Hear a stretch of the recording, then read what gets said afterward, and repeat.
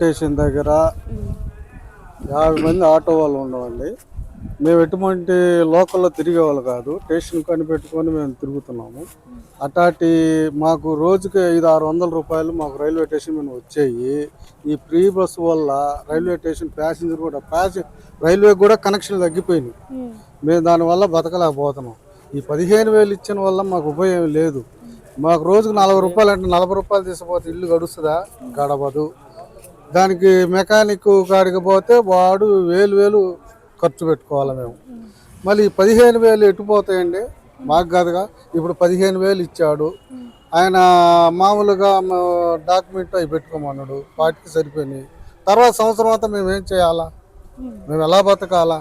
ఈ 42 రూపాయలతోటి మేము బతకలేగా. ఒక్కొక్క ఆటో డ్రైవర్కి 6-7 మంది కుటుంబాలు ఉన్నారు. ఆ కుటుంబాన్ని ఎట్ట పోషించుకోవాలా? పిల్లల్ని ఎలా చదివించుకోవాలా? మళ్ళీ మా హాస్పిటల్ ఖర్చులు ఏంది? మా బండి రిపేరింగ్ లేనిది మేము ఎలా పోరాడి చేయాలా?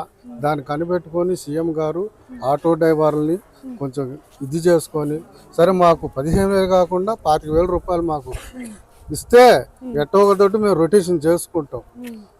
మాకు ఆ ఏర్పాటు చేయమని మేము సీఎం గారిని అడుగుతాం. మా బస్సు వల్ల మాకు ఇబ్బంది లేదు. ఇక్కడ కనెక్షన్ తగ్గిపోయింది. ఆటో వాళ్ళకి చాలా ఇబ్బంది పడుతున్నారు. కుటుంబాలే ఇది